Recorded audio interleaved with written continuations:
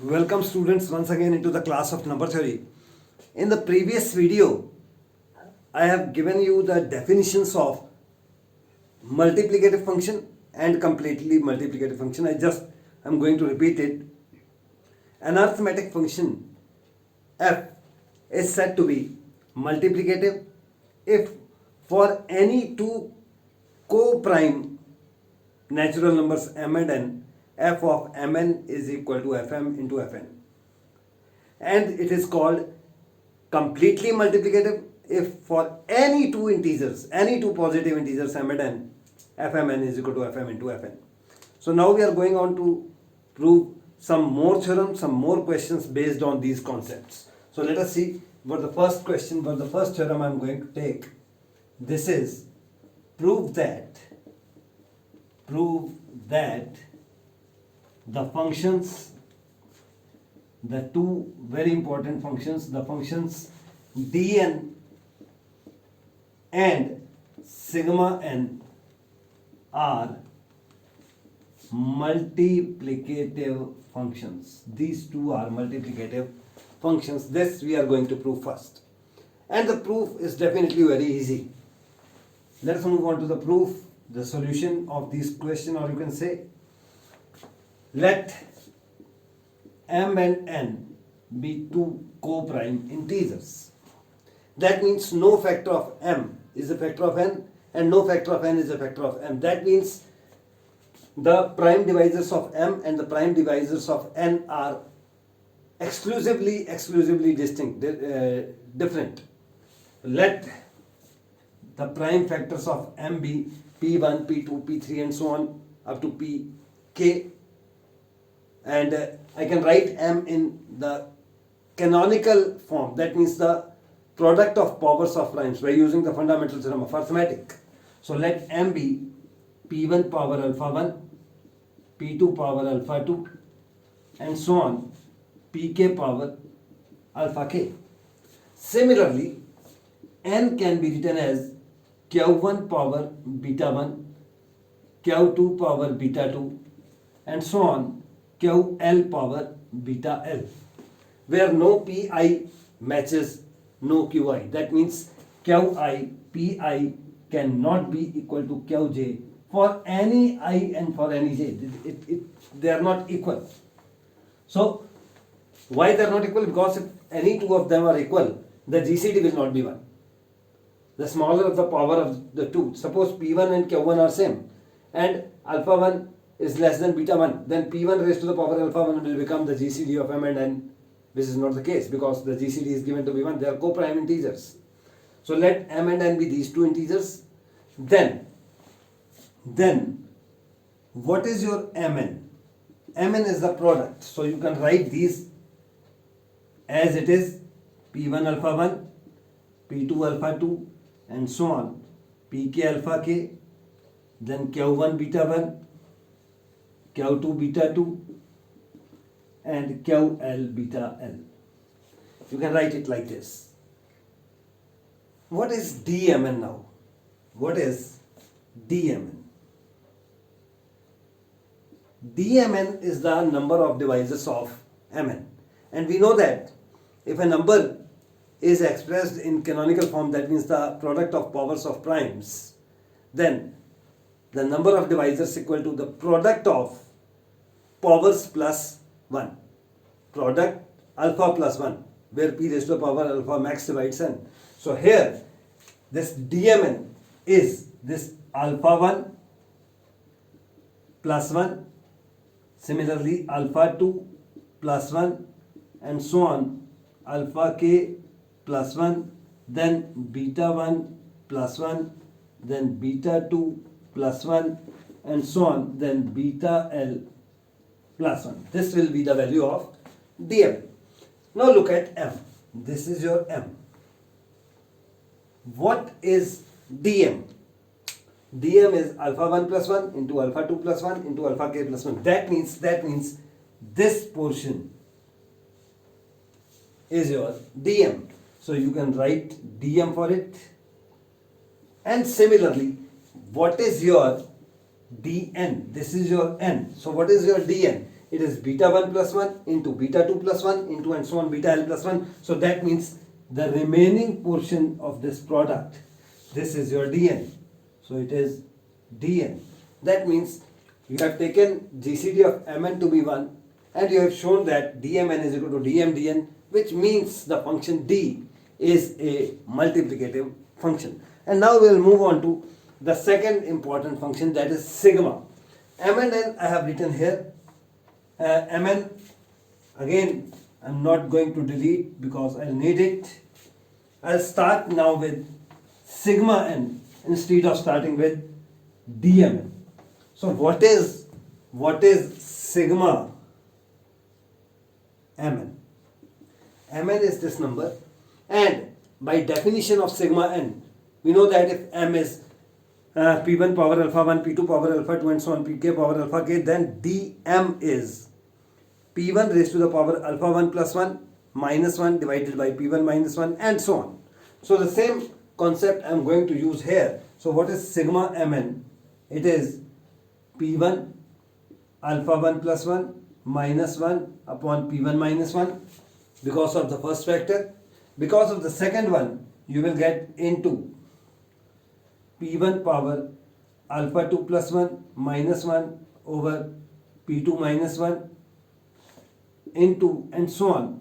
And due to the last factor, this factor, you will get the term pk power alpha k plus 1 minus 1 upon pk minus 1 into, because of this factor, you will get the term q1 power beta 1 plus 1 minus 1 upon q1 minus 1. Because of the next factor, you will get the term q2 power beta 2 plus 1 minus 1 upon q2 minus 1 and so on. And because of the last term, you will get the term ql power beta l plus 1 minus 1 upon ql minus 1.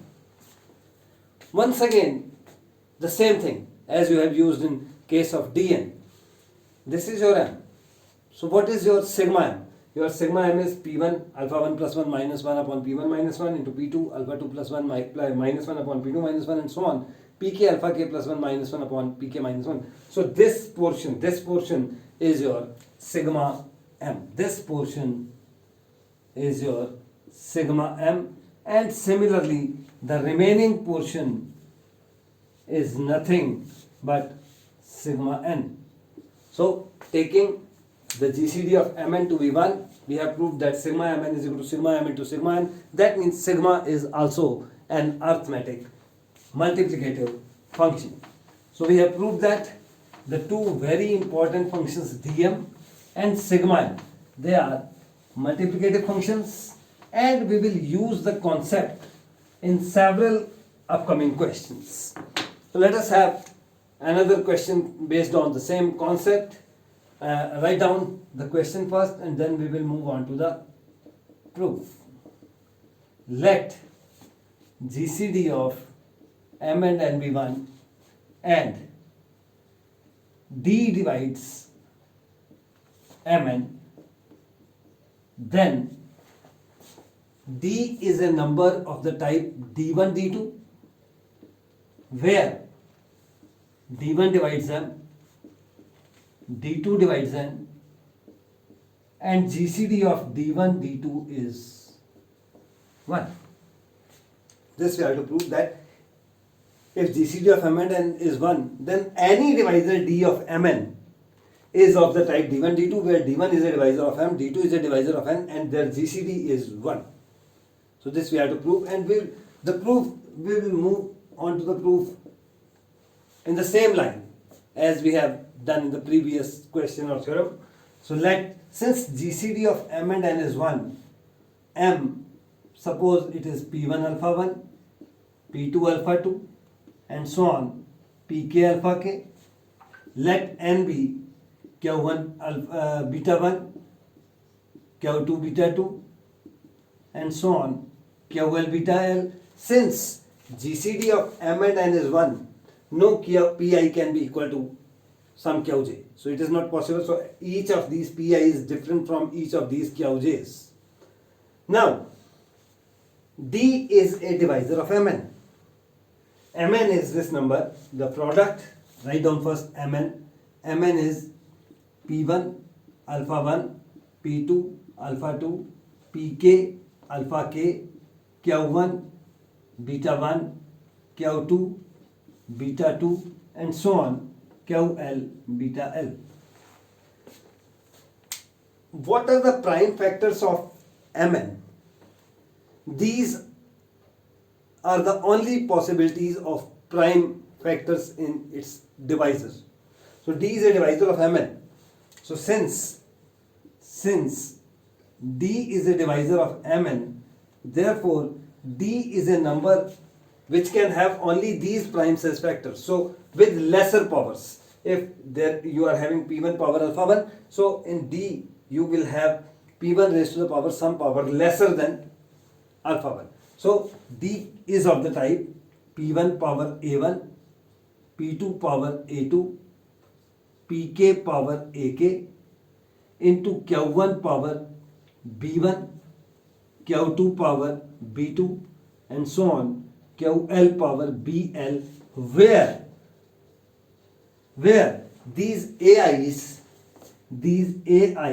are greater than or equal to 0 but less than or equal to alpha i's, and these Bj's, they are also greater than or equal to 0 but less than or equal to beta j's.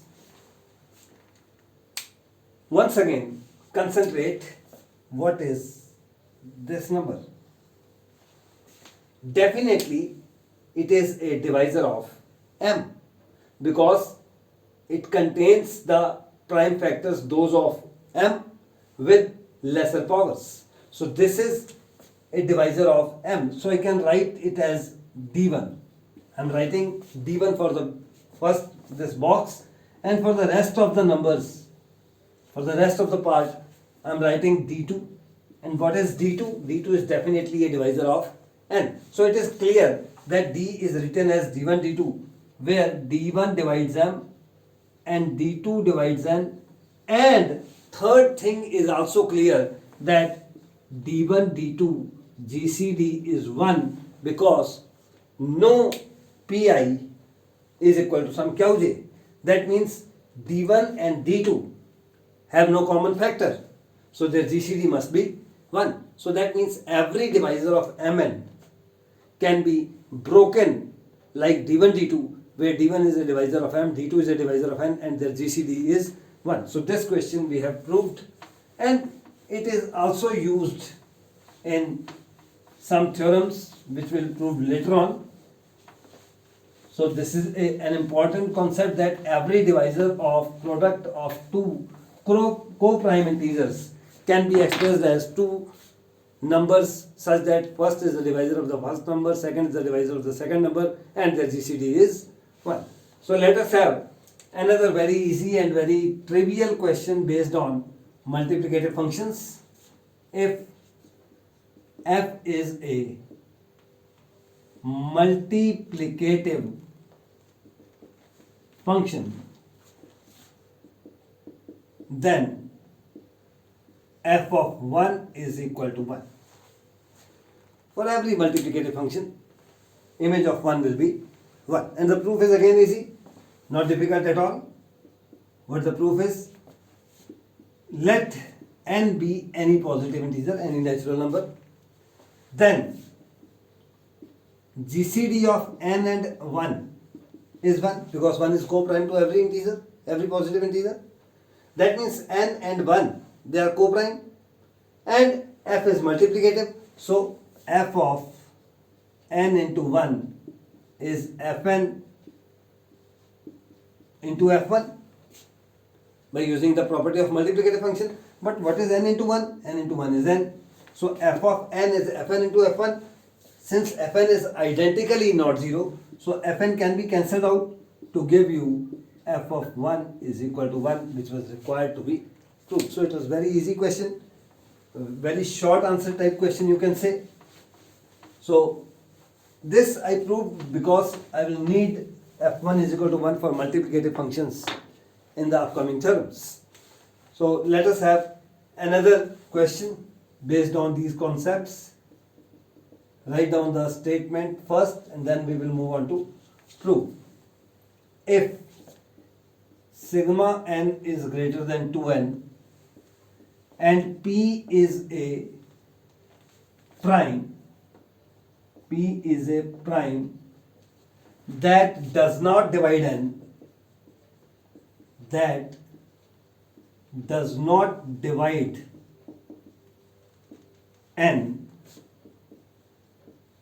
then sigma pn is greater than 2pn. This we have to prove. And the proof is again very easy. Let us see how to prove this question, how to solve this question. We are given that p is a prime and p does not divide n also. So this clearly means that GCD of p and n is 1. Because p is prime, it is having no factor and it is not dividing n also. So they are co-prime to each other. And we know that the function sigma is a multiplicative function. We have just proved now in this video. GCD of p and n is 1. Sigma is a multiplicative function. This gives sigma pn is equal to sigma p, sigma n. Now what is sigma? Sigma p. P is a prime number. And sigma p means sum of divisors of p. But p is having only two divisors, namely 1 and p itself.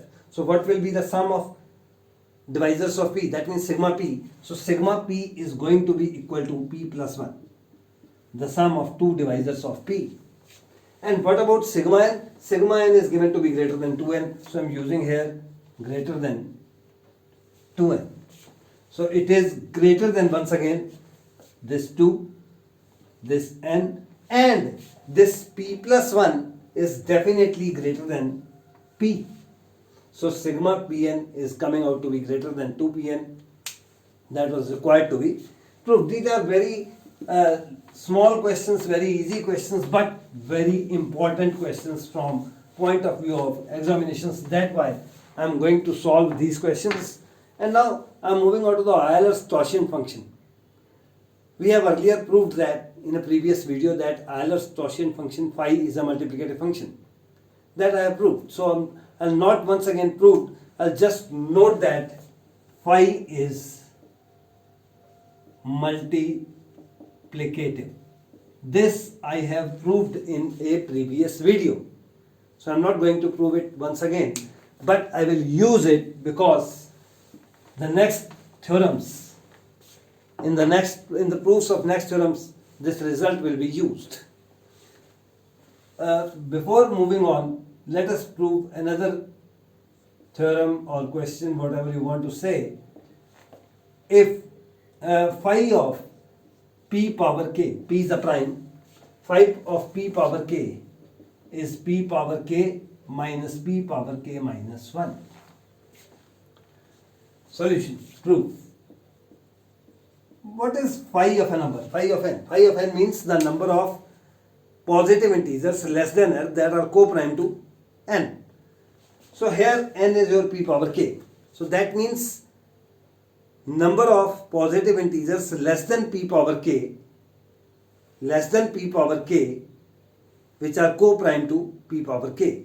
So first of all, write down all those numbers which are less than p power k. These are 1, 2, 3, and then you will be getting somewhere p, and so on. Then you will get 2p, and so on. Then you will get 3p, and so on. Then you will get 4p, and so on. Then you will get, in the last, p power k. In fact, p power k I don't want to write because I want numbers less than p power k, not equal to p power k. So this p power k I don't want to include, and I will not include definitely, because I am to select all those numbers from this set which are co-prime to p, including this number, including this number. How many numbers I have written? I have written p power k numbers, and from these numbers now I will subtract number of those integers from this set which are co-prime to p power k, including this number. This definitely I am going to exclude because this number will not be included. This is equal to p power k, this is not less than p power k, so this I will have to exclude. I have included this. When I will subtract this one also, so that this will not be included. Clear? Okay. How many of these are not co-prime to p? First of all, not co-prime to p. Subtracting those, I will get co-prime to p. This is not co-prime to p. This is not co-prime to p. This is not co-prime to p. This is not co-prime to p, and this is also, because this I want to subtract. So I am including this also because I have included this number here. I will include this number here. So this will be excluded clearly. How many numbers these are? If you are not clearly visualizing, okay, write down this number p power k as p power k minus 1 times p. 1 times p, 2 times p, 3 times p, 4 times p, 5 times p, 6 times p, 7 times p, and so on, pk minus 1 times p. So how many numbers are these? These are pk minus 1. So these pk minus 1 numbers I am going to subtract to obtain the value of 5 pk. So this is your 5 pk. That means number of those integers which are co-prime to p, because total numbers less than p power k, including p power k, is this, and I have subtracted those which are not co-prime to p power k, including p power k, is this. So subtracting, you will get only those numbers less than p power k which are co-prime to p power k, and that is the value of 5 pk. One more thing, from here if you take p power k common, you can write it as 1 minus 1 upon p, and this fact I am going to use in the next one. So I have obtained a very important result, that is phi of prime power k, p power k, is equal to prime power k multiplied by 1 minus 1 upon p. And using this I will prove the next one. The next theorem is prove that phi of n is n times product of 1 minus 1 upon p, where p divides n. This is a very important theorem. I am going to prove now, and the proof is once again very easy.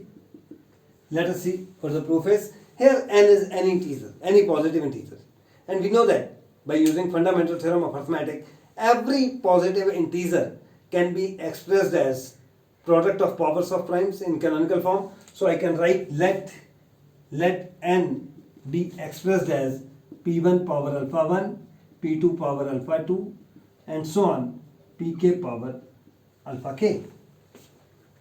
Taking phi on both sides, phi of n is phi of this. Now these p1, p2, p3, pk, they are distinct primes. Since they are distinct primes, p1 power alpha 1, p2 power alpha 2, and pk power alpha k, they are all co-prime to each other pairwise. And the function phi is multiplicative. These are p1 power alpha 1, p2 power alpha 2, pk power alpha k, they are co-prime in pairs. And the function is multiplicative, so I can separate it as phi p1 power alpha 1, phi p2 power alpha 2, and so on, phi pk power alpha k, by using the multiplicative nature of the function phi, Ils Torsion function. Once again, just now I have proved that this phi p1 power alpha 1, it is actually p1 alpha 1 into 1 minus 1 upon p1. Just proved now, just before this term. Then phi p2 alpha 2. Phi p2 alpha 2 similarly is p2 alpha 2 into 1 minus 1 upon p2. And so on. The last pk is pk power alpha k, and so on, 1 minus 1 upon pk. So it is equal to what this number is. This is nothing but n. So it is your n, and the second box I can write it as product of 1 minus 1 upon p, where what these p's are, p1, p2, pk, they are all divisors of n. So where p divides n. So this is how to find the value of phi n from any given expression. For example, I am taking a very easy example now. I am going to take a very easy example now. So find phi 180. What is phi 180? It is phi, first of all write down the divisors of 180. Divisors of 180 are 2, 3 and 5. 2, 3 and 5. So it is n means 180. N means 180, and then 1 minus 1 upon divisors product. So divisors are 2, 3 and 5. So it is 1 minus 1 upon 2 into 1 minus 1 upon 3 into 1 minus 1 upon 5. So it is 180 multiplied by 1 by 2 into 2 by 3 into 4 upon 5. This 2 will be cancelled. 3 and 5, 15 will be cancelled here to give 12, and 12 into 4 is 48. So phi of 180 is 48. That means there are 48 positive integers less than 180 which are co-prime to 180.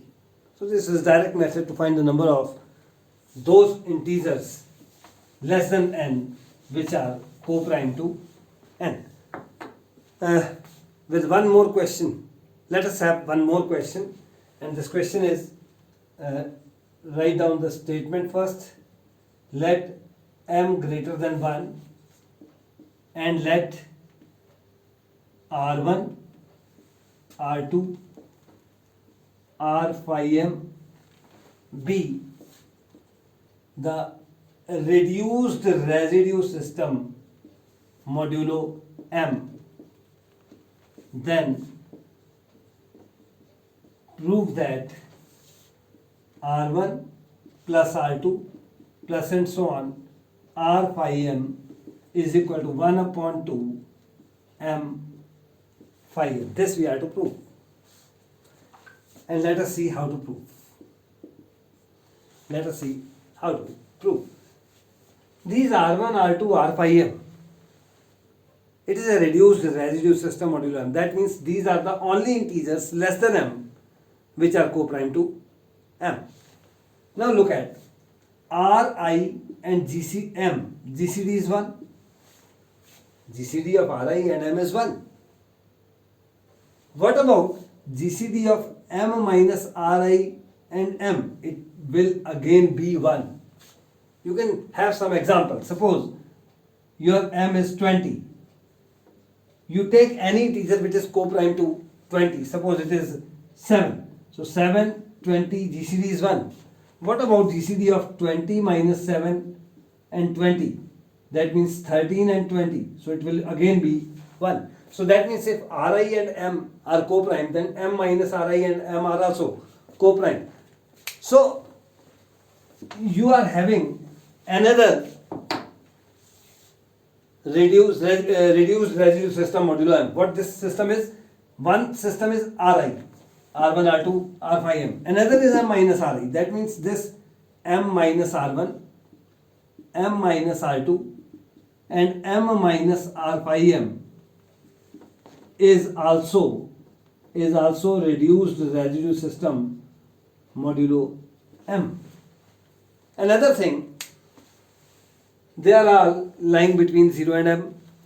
There are also lying between 0 and m, and between 0 and m there is a unique RRS modulo m. So they are not different, they are same. R1 may be equal to some other m minus Rj, R2 may be equal to some other m minus Ri, R phi m may be equal to some other m minus Rl. But these two sets, they are containing the same number, same positive integers in some shuffled orders. So that means these integers and these integers are actually the same. So that means their sum is equal to their sum. So what is the sum here?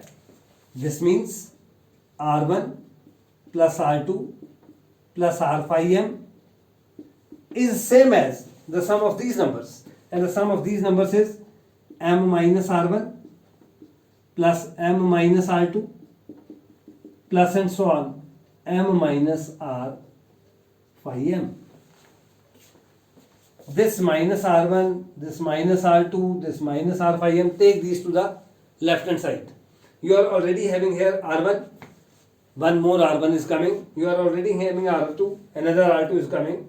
You are already having R phi m, another R phi m is coming. So what you will get? You will get twice of R1 plus R2 plus R3 plus and so on R phi m. On the right hand side, what you are left with? M plus m plus m. How many times? Phi m times. So m plus m plus m, phi m times means m phi m. M phi m. And now nothing to do, just take this 2 to the right hand side's denominator. So you will get